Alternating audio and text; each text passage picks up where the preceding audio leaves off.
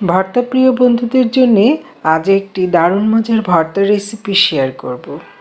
আশা করি এই ভর্তা রেসিপিটি আপনাদের কাছে ভালো লাগবে। যাদের মুখে রুচি নেই, খাবারের স্বাদ নেই, তারা এই ভর্তাটি করে খেতে পারেন। তো ভিউয়ার্স, এই ভর্তার স্বাদ এতটাই মজার আর সুস্বাদু যে না খেলে আপনি বুঝতেই পারবেন না। তো চলুন ভিউয়ার্স, রেসিপিটি শুরু করা যাক। এখানে আমি নিয়ে নিয়েছি বেগুন, ফুলকপি, সিম, আলু, বরবটি আর 1 পিস রুই মাছ। মাছটাকে পাশে রেখে আমি সব সবজিগুলোকে হালকা 50% মতো সেদ্ধ করে নেব। গরম পানি ফুটিয়ে নিলাম, এতে প্রথমে আলু দিয়ে দিলাম, শিম, ফুলকপি, বরবটি, বেগুন এগুলো সব হালকা সেদ্ধ করে পানি ঝরিয়ে রেখে দিলাম। এরপর প্যানে আমি তেল গরম করে মাছটি দিয়ে দিলাম আর সবজিগুলো একটু ভেজে নেব। এখানে দিয়ে দিয়েছি সব সবজিগুলো। দেখুন ভিউয়ার্স, মাছটি উল্টিয়ে দিলাম। ভাজাটা মোটামুটি করতে হবে, খুব কড়া ভাজলে ভালো লাগবে না খেতে। এভাবে সব সবজিগুলো উল্টে পাল্টিয়ে দিয়েছি, একটু লাল লাল পোড়া পোড়া করে ভেজে নিচ্ছি। মাছটি প্রায় 2 পিঠ হয়ে এসেছে।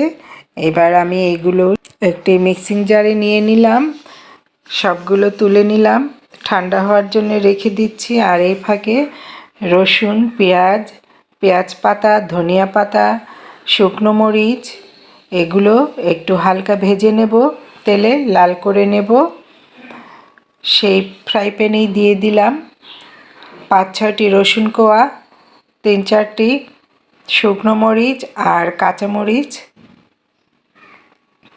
এগুলো হালকা ভেজে নিচ্ছি, একটু লাল লাল করে পোড়া পোড়া করে ভাজবো। পেঁয়াজ পাতা এবং ধনিয়া পাতা কুচি দিয়ে দিলাম। এগুলো আস্তেই রেখেছি, যেহেতু মিক্সিং জারে নিয়ে নিব সেহেতু আর বেশি কুচি কুচি করিনি। কাঁচামরিচগুলো নিয়ে নিলাম 2-4টি, ঝালটা আপনারা আপনাদের পরিমাণ এবং স্বাদ অনুযায়ী দিয়ে নেবেন। আর এখানে মাছটির কাঁটা বেছে নিচ্ছি, মাছের কাঁটাগুলো পরিষ্কার করে ফেলে দিচ্ছি। এরপর মাছটিও নিয়ে নিব মিক্সিং জারে। ভিউয়ার্স, ভর্তার এই স্বাদটাকে এই মাছ দ্বিগুণ করে দেবে। ভর্তার স্বাদটা অনেক বেশি মজা হবে।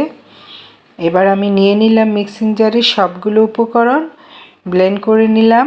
দেখুন ভিউয়ার্স, খুব সুন্দর হয়েছে।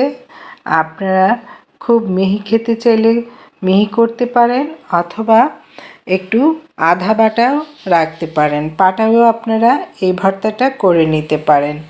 আমার হাতে সময় ছিল না, তাই আমি মিক্সিং জারে করে আপনাদেরকে দেখালাম। এবার আমি দিয়ে দিচ্ছি যে ভর্তার প্রধান উপকরণ এবং আকর্ষণ, সেটি হলো সরিষার তেল। ভিডিওতে একটি লাইক কমেন্ট করে পেজটি ফলো দিয়ে রাখবেন। আর যারা চ্যানেল থেকে দেখছেন তারা চ্যানেলটি সাবস্ক্রাইব করে পাশে থাকা বেল আইকনটি প্রেস করে দিবেন আর শেয়ার করে দিবেন অন্য বন্ধুদেরকে দেখার জন্য। তো ভিউয়ার্স, আজ এই পর্যন্তই, আবারও দেখা হবে নতুন রেসিপিতে। আসসালামু আলাইকুম, আল্লাহ হাফেজ।